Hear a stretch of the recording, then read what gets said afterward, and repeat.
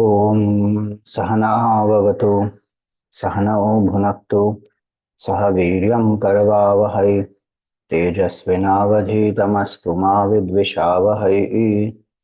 ॐ शान्ति शान्ति शान्तिः।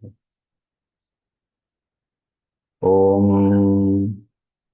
सदाशिवसमारम्भां शङ्कराचार्यमध्यमाम् अस्मदाचार्यपर्यन्तां वन्दे गुरुपरम्पराम्।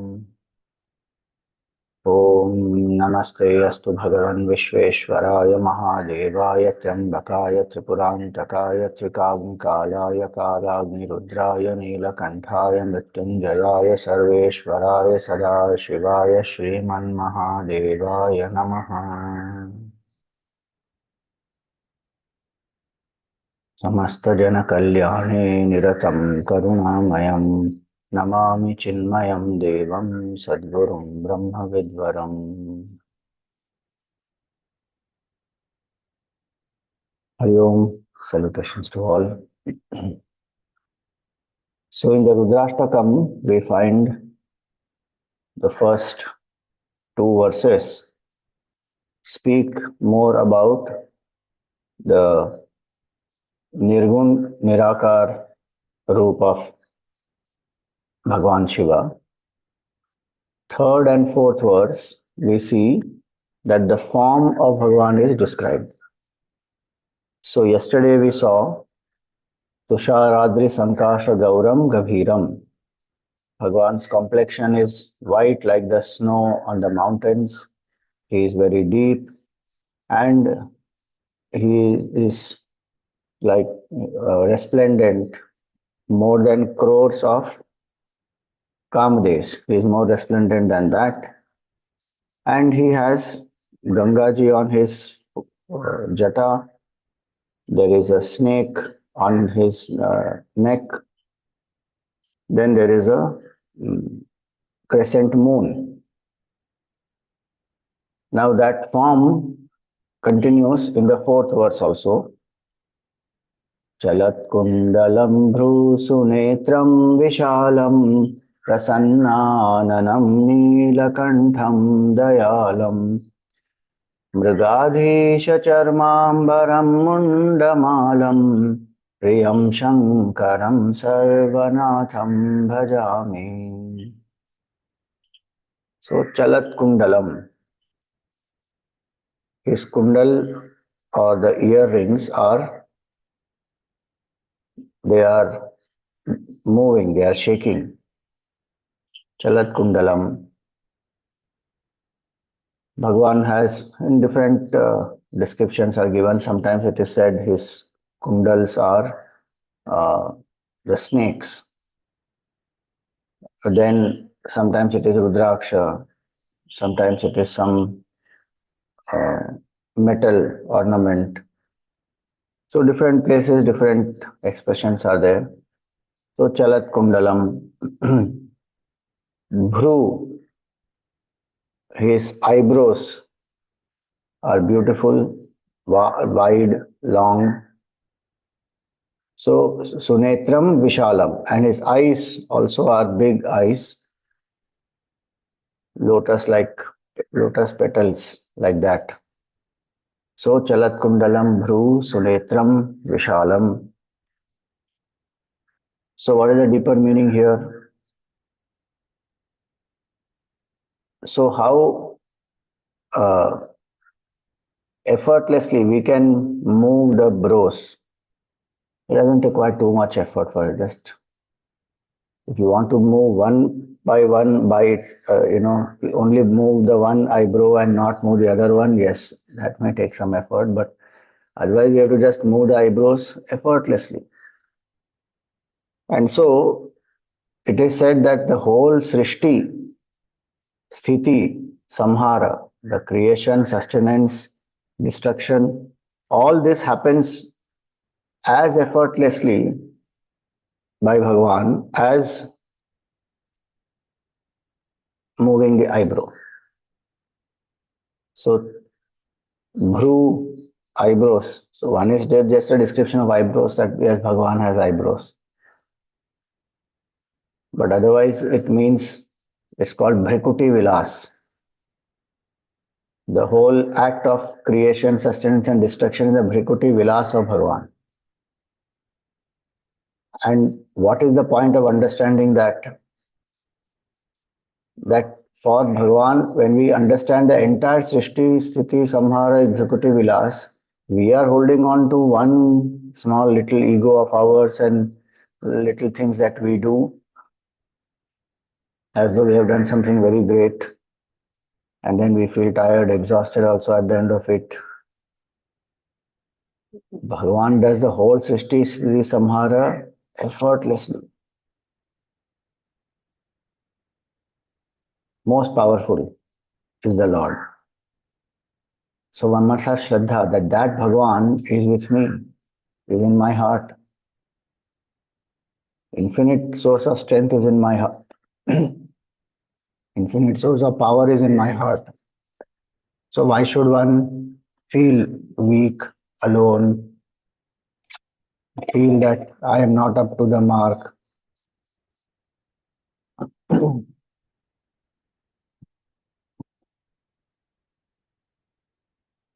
So that is Bhru. Then Chalat Kundalam. So if you see actually Bhagwan's full form,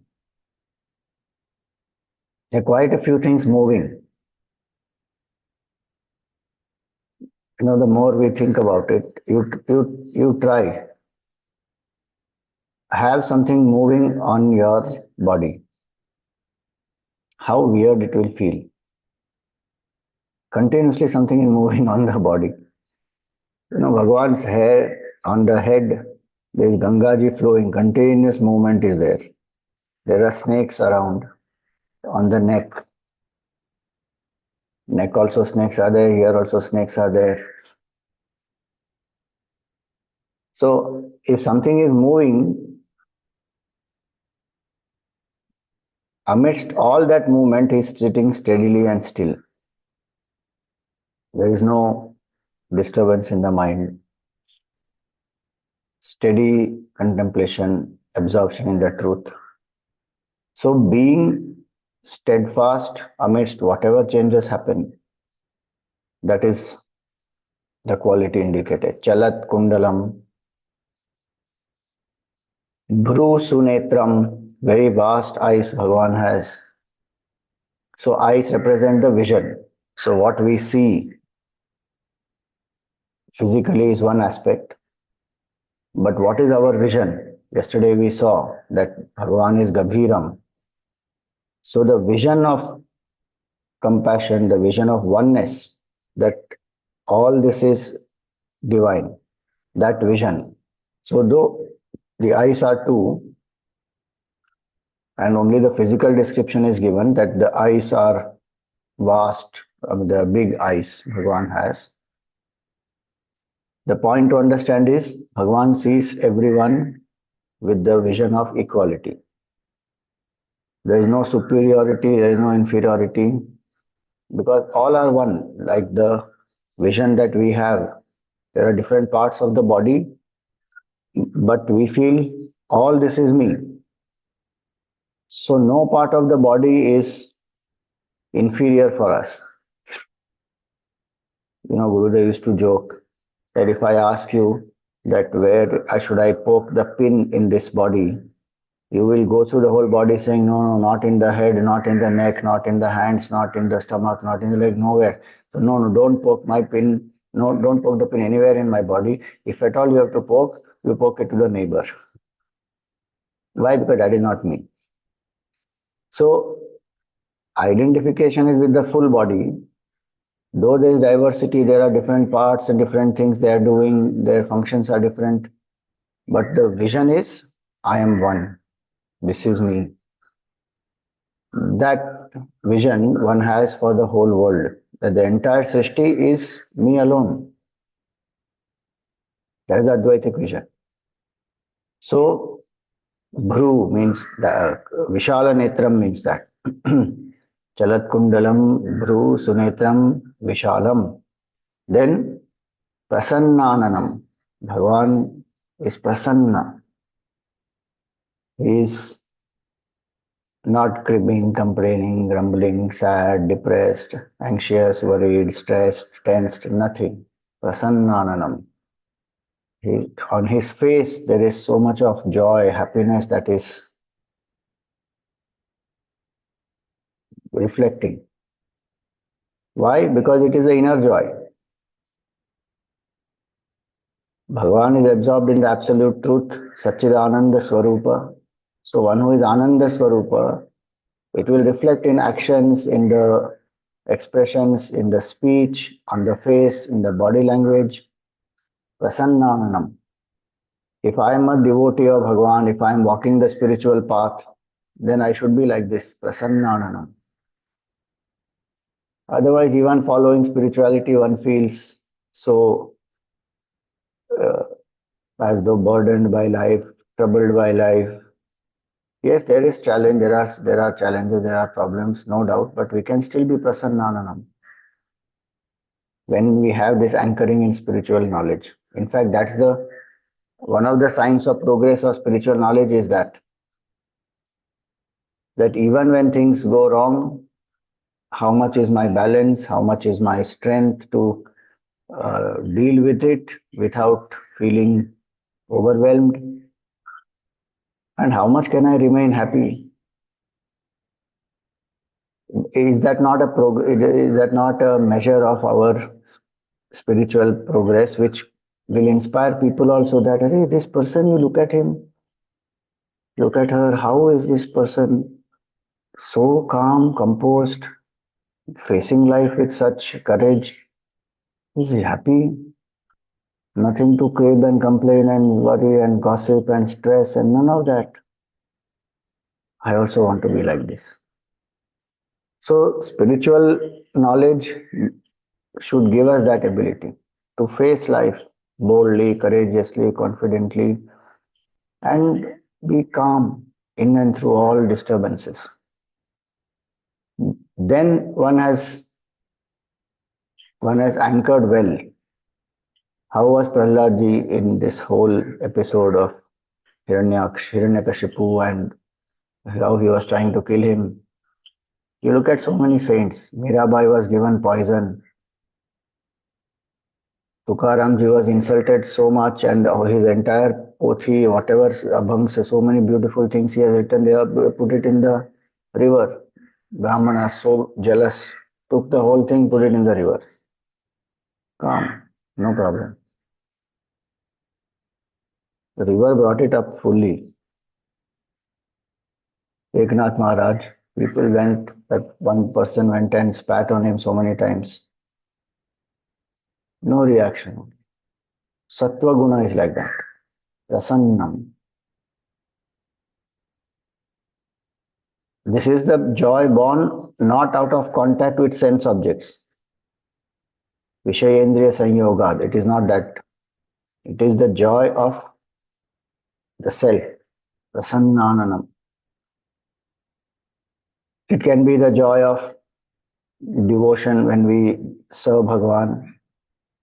The simple principle of happiness is put aside the ego. That's all. When we see a glorious sunrise, or beautiful river is flowing, or birds are flying, chirping, anything in nature, we see something beautiful, glorious, divine, then we feel so exalted, uplifted, because for that moment we have put aside the ego. This can happen with so many things. For someone, music, one is so absorbed in music, one forgets oneself, one feels joy. Bhagwan had no identification with BMI. Free from ego, very happy. Somebody gave the nice acronym of ego. Ego means what? Edging goodness out. So if ego is there, goodness is not there. Goodness is not there, happiness is not there. Simple formula. Goodness equal to happiness. That is Sattva Guna. Cunningness is equal to sorrow. Today in Kali Yuga, that equation is ulta. Cunningness equal to happiness. Goodness equal to sorrow is what we think. But the universal principles apply at all times, they remain the same. Goodness is happiness.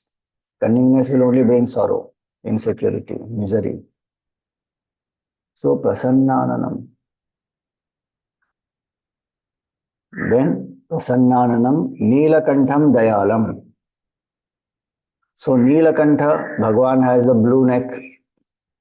So yesterday we saw that how Bhagwan sent Vasuki for the churning of the ocean.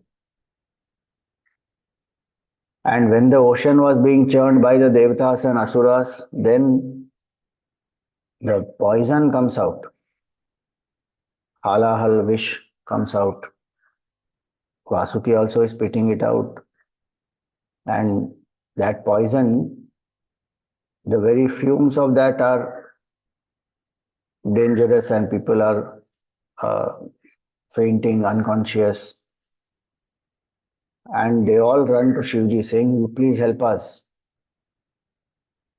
And so Shivji takes the poison, drinks it, and it is said Mother Parvati holds his neck, so it remains here, becomes his ornament. So that poison, Neelakantham, symbol of Bhagwan's compassion. And you see how the Devatas, they go to Bhagwan when there is a problem, and Bhagwan helps them. Bhagwan doesn't say, what will you give me in return? Why should I do this for you? He helps them. Because Prasannananam, who is very blissful, doesn't need anything for happiness and very selfless. So goodness is there, happiness is there, selflessness is there. He served, took the poison. When the Amrit came out, they don't go to Bhagwan. They don't give it to Bhagwan saying, you helped us at that time. So that is the mindset of the world. The world will be like that. The good person who is anchored within doesn't even bother, doesn't say that these people so ungrateful, next time I will not even help them. One's nature is to help, one will do. Of course, if they do something adharmic, then one is not going to support them. But otherwise, one does it out of the joy of seva, out of the joy of oneness. You know, Gurudev used to give the same example of the body, and he would say that if the calf is scratching, then the hands go and scratch at the calf. The hands don't ask, what will you give me for scratching? Because there is oneness. The mother doesn't ask the child, what will you give me in return? I am giving birth to you.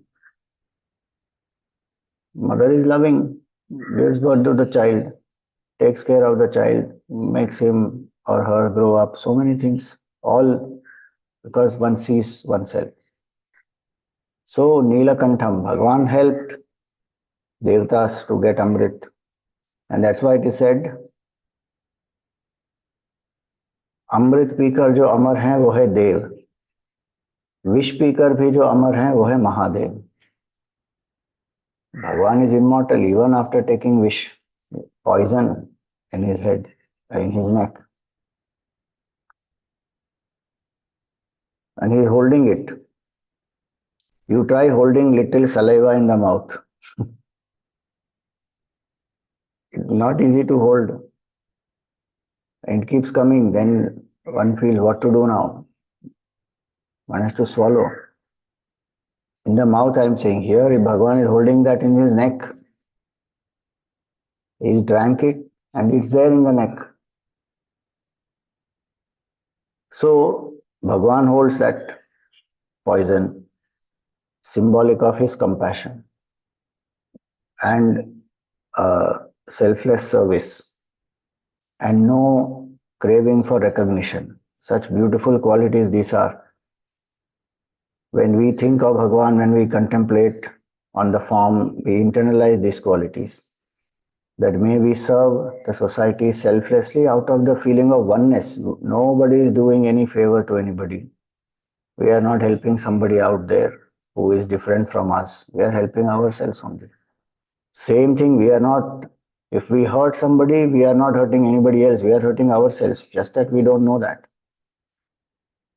So that vision of oneness, any seva that we do also will be full of joy when we have this vision of oneness. Otherwise, what happens in seva also, I need recognition, I need praise, I have likes and dislikes, I prefer to work with some people, I don't like some people. Then where is seva in that?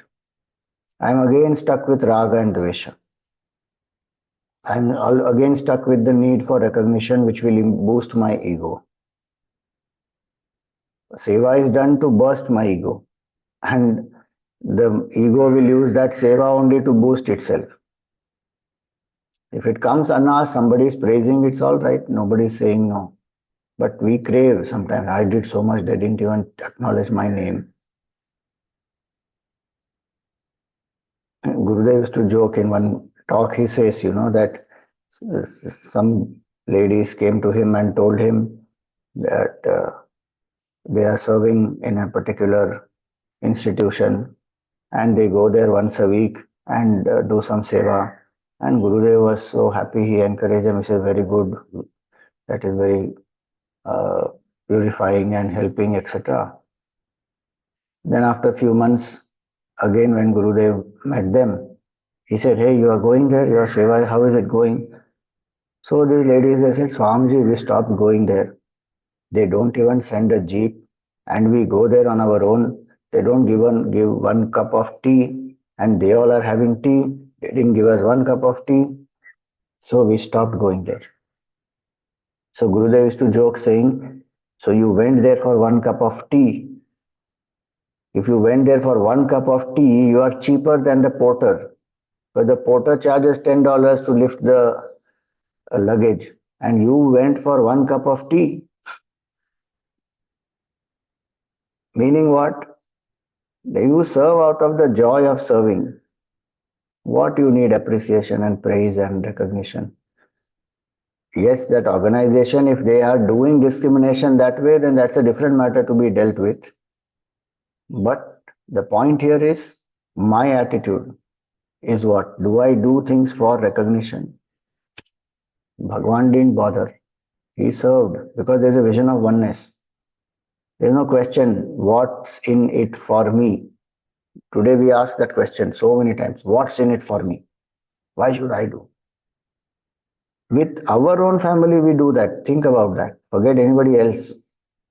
In one's own family, for one's children, parents, siblings, joint family, if it is there, then others also, uncle and aunt and all of them. There only we make groups. Why should I do it for them? What did they do for me? How much calculativeness? So, Neelakantham, Dayalam, full of compassion. Bhagwan's compassion only, we get opportunities for satsang. If Bhagwan gave only the karma phala to us, we would never get satsang only. He is most compassionate. Even when he punishes, it is with compassion only. He doesn't want the jiva to suffer. Why? Because jiva is him only in another form. Even if he kills with compassion. He gives mukti to the demon who has got killed, asura who has got killed. So, Dayalam, most compassionate, kind, good, selfless, having the vision of oneness. So, if you go by the words there, Bhrush Sunetram Vishalam, one who has the vision of oneness, who has large eyes, who sees everyone with that attitude of oneness, automatically Prasannananam, Neelakantham, Dayalam happens. You will see this in all great masters also. Gurudev also saw everyone with a vision of oneness. So, Prasannananam lives in happiness. No matter what is the condition of the body, mind, intellect, he is living in happiness. Neelakantham, how many people cursed him for talking in English in the initial stages? and giving this knowledge to everybody without any barrier of caste, creed, community, gender, nationality, language. He gave freely to all and very compassionate. So many times working with a master like Gurudev, whose standards are so high, whose level of motive, inspiration, whose commitment unprecedented, exemplary. And where are we? Where is he? We will keep making mistakes, so many mistakes, compassionately taking along, making us grow. So all these qualities are reflected. Prasannananam, Neelakantham, Dayalam. Then Mrigadhisha Charmambaram Mundamalam. Mrigadhisha here is lion. So it can be lion, tiger. So this tiger skin Bhagwan wears on his neck, on his chest. Or you may see even the asan, tiger skin. He doesn't go and kill a tiger for that. Some of the animal right activists, they may say, what is this? One should be compassionate. A tiger, how the tiger skin Bhagwan came to use, there's a story, we will come to that. So, Nrigadisha Charmambaram, tiger is symbol of aggression, Rajoguna. And one who has mastered Rajoguna, ambition, greed, attachment, activity, is not restless. Bhagwan is calm and still and centered. When he has to do activity, he will do activity also. But there is no inner restlessness that no, I should do something, I can't sit quietly. That is not there. That is the meaning of that. Mrigadhisha Charmambaram Mundamalam. He is wearing Mundamala. So Mundamala, why is Bhagwan wearing? Different reasons are given. One is to make us understand that what is this body? This is made up of only some bones, flesh, blood, all that. And the nature of reality is, nature of this samsara is impermanence. Impermanence, change, death, that is the nature of this samsara. So wearing that Mundamala, Bhagwan gives that message, that indication that don't be so attached to the body, to the realm of change. Shiva is changeless. He is the substratum. The Mundamala is Bhagwan is wearing. He is the substratum on which the change is happening. We have to focus on the substratum. That is one meaning. Second meaning given here is one munda, one head is indication of one cycle of creation. And Bhagwan is wearing that type of a mala, maybe some 50, 60, 100 munda mala, 100 heads are there in that.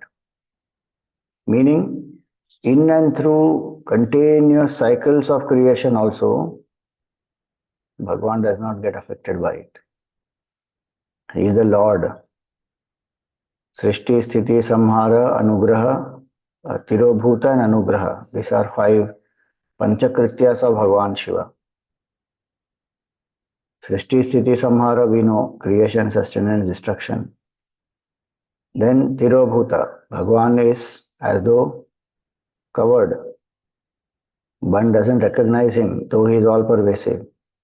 And it is only through Anugraha that his true nature is revealed. And one comes to realize, oh, this is the Shiva Tattva, which is the cause of, which is the substratum of this creation, sustenance and destruction. And that is my true self. So, each munda represents one cycle of creation. So, Bhagwan wears Mundamala. So, Mrigadesha Charmambaram Mundamalam, it is to indicate Vairagya.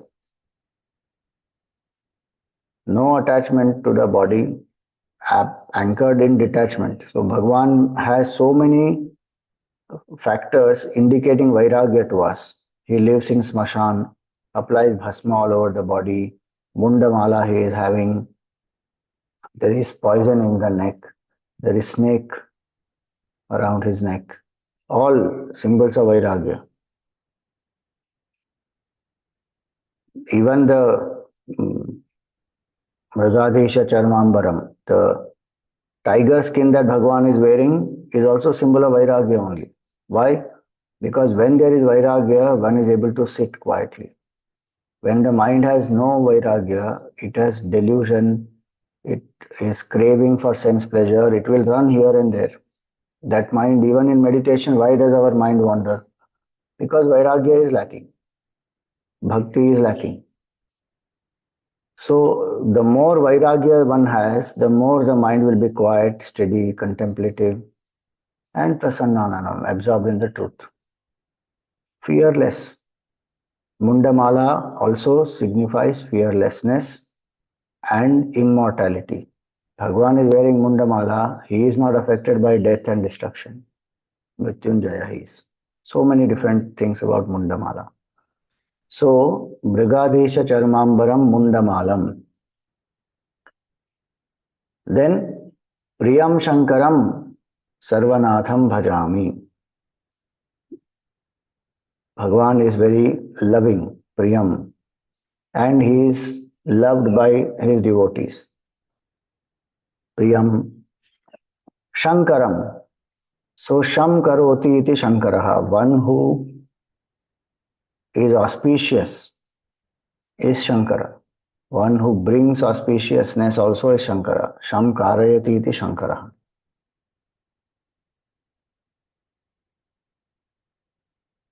So Bhagwan brings auspiciousness. So when we see the form of Bhagwan, we feel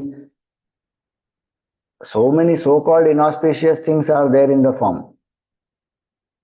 Poison is there, snake is there, tiger skin is there, bhasma is there, and that bhasma is not scented vibhuti that we get. That is literal bhasma of the cremation ground. So many factors that we associate with inauspiciousness. Bhagwan has all of them and yet he is auspicious to all. Why? Because none of those he is beyond auspiciousness, inauspiciousness. None of those limit him. In fact, those are his ornaments, decoration. They adorn him with the deeper values. And so Bhagwan is anchored in all of those, brings auspiciousness to all. Priyam, Shankaram. He is loving, he is compassionate. You see in this one shloka how many beautiful qualities. He is Priyam, loving. Shankaram brings auspiciousness. Dayalam, very compassionate. Neelakantham, out of so much of compassion, he has taken the poison, saved the world. So, Priyam Shankaram. Now, this word Shankara also has one more meaning. And what is that meaning? That Ra in Shankara, Ra stands for fire. Shankaram. So, I mean, exactly not by only Sanskrit terminology, etymology, but Shanka, doubt, Shankara. So, Sarva Shanka, Dahakaha, Shankaraha. One who burns all the doubts is Shankara. So, burns all the doubts means, different ways to understand. Bhagwan is the Adi Guru. He is the giver of self-knowledge. And he destroys the doubts. So Dakshinamurti Bhagwan, just by showing this Jnana Mudra, destroyed the doubts of the Sanat Kumars. Chitram Vatataror Mule Vriddha Shishya Gurur Yuva Gurostu Maunam Vyakhyanam Shishyastu Chinna Samshaya. This is a beautiful picture. What? Vatataror Mule, below the Vatavriksha,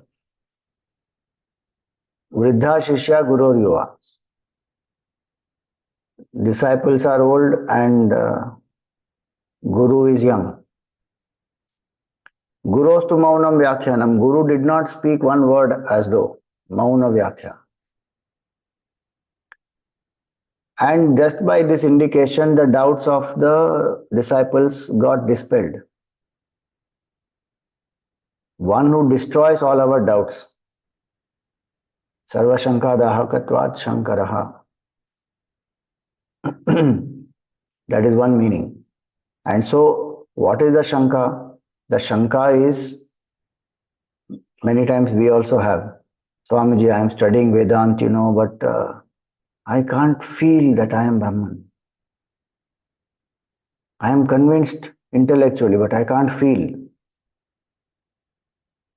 That is called Viparita Bhavana, the contrary feeling. So what does Bhagavan do? Indicate this. That what are we supposed to do? Integrate the BMI first. This is body, mind, intellect. Integrate the BMI. And this is the finger of ego. Detach from that BMI. That this is a tool, I am not this. Detach oneself from it. This thumb is the symbol of Brahman, Bhagavan. Surrender. So Bhagavan just showed this and indicated to the rishis that you may study, but you have to detach, surrender. So those who say in Vedant, there is no surrender, there is no devotion, there is no bhakti, it is a dry path, that is all stupidity. One has not understood properly. Without Sharanagati, there is no possibility of Jnana. Arjun has to surrender to even get Jnana. Otherwise, he has grown up with Bhagavan Krishna. But he was never given the Jnana till he surrendered and asked, Shishyasteham Shadhimam Tvam Prapannam. And when one surrenders, one gets the knowledge. Using that knowledge, one has to again surrender one's ego completely. Drop it in the fire of contemplation that I am not this BMI, I am infinite consciousness. So, who destroys Shanka? By giving us opportunities to listen, reflect, contemplate, and who himself becomes the Guru, gives this knowledge to us, burns our wrong notions, and makes us drop the wrong identification with the BMI, is Shankara. Most auspicious is Shiva. So, Shankara, Priyam, Shankaram. Another meaning of Shankara is one who took the form of a mendicant. A mendicant who is a Digambara. In the Daruka one, there were these rishis who were living there, doing rituals and elaborate Vedic rituals, and they had the feeling that we are doing these rituals through that punya generated, and we go to heaven and we enjoy. And our karmas are powerful, they give us the results. And we believe in karma, we believe in action, we believe in doing. And there is no God. Karma gives the karma phala. Bhagwan, out of compassion, thought I should bring them out of delusion. Because if one thinks like this, that will be the downfall of that person. So he comes, when the rishis are doing a ritual, he comes as a mendicant, young mendicant, Digambara, there is no clothes. And his form is so handsome. When he goes to the houses of these rishis, the rishi patnis who are there, they come out and they give the bhiksha and they are mesmerized by that form. So he thanks them, takes the bhiksha and he moves. But these ladies start going behind him. And these rishis are very furious that who is this and why are our wives going behind this? They see on the way, very beautiful lady, Vishnu Bhagwan comes in Mohini avatar. They get carried away by that Mohini avatar and they are going behind Mohini. They are completely flabbergasted, gone. They are going behind Mohini. Ladies are going behind Bhikshatana Rupa Bhagwan. Suddenly Mohini disappears from there. Then the rishis realize it's all because of that mendicant. All this confusion has happened, and they are so angry. They create out of their powers. They have siddhis, right? So they, with their powers, they create one elephant and they throw at Bhagwan. Bhagwan kills that elephant, tears that skin, puts it around his waist. They throw a tiger at him. He destroys the tiger, and that is this. Mrigadesha Charmambaram makes that tiger into the asan. First, actually, they throw the tiger, he makes it into asan. Then they throw the elephant, he wears it around his waist. Then they throw the snake, he makes it his ornament. Then they throw a deer, he catches the deer and holds in his hand. Deer is symbolic of our mind, so he doesn't kill it, he holds. Many pictures of Bhagwan, you will see he's having a deer, one leg of the deer is in his hands. So like that, when they do all this, then suddenly it dawns on them that, Arey, this is none other than Bhagwan himself. Then they fall at his feet, they seek his forgiveness, and Bhagwan removes their doubts. See, here also Bhagwan did not wait for them to ask a doubt, etc. He came on his own. That is Dayalam, compassion. That they are having a wrong notion and they are living in that wrong notion. Let me remove them. Remove the wrong notions in them. So the Upadesha he gives that how karma is jada, how karma can't lead you to the Supreme. In Puranas the story comes. And then poet Muruganar was writing this conversation. He came to this part. And then he requested Ramana Maharshi that what is the Upadesha that Bhagwan Shiva gave to the rishis of Darukavan, can you please write? So the 30 verses of Upadesha are that essence of 4 yogas. In that he starts with that Karturajnaya prapyate phalam karma kim param karma tajjanam. That how is it that karma is supreme? Karma is jada, karma doesn't know who is the karta. Karma can't give result on its own. There is a infinite consciousness, that is Bhagavan, who is the karma phala data. He is kartuhu. By his will only karma can give result. Karturajnaya prapyate phalam. So those who believe work is everything, where is God, which God, I don't believe in God. How is your work producing result? The laws in the universe are not supreme. Jiva is not supreme. Body is not supreme. Karma is not supreme. Bhagwan alone is supreme. So that is the story for Mrigadesha Charmambaram and all the some of the things earlier, the snake on the neck and all that. So Shankaram, one who burns the doubts. Once you burn it, it is reduced to ashes, destroyed. So Shankara is like that. Bhagavan who destroys, becomes the Guru, comes to our life, removes all our sorrows, all our doubts. Priyam Shankaram Sarvanatham Bhajami. He is the Lord of all the beings. I worship that Lord. So that is a beautiful shloka which we will contemplate on today.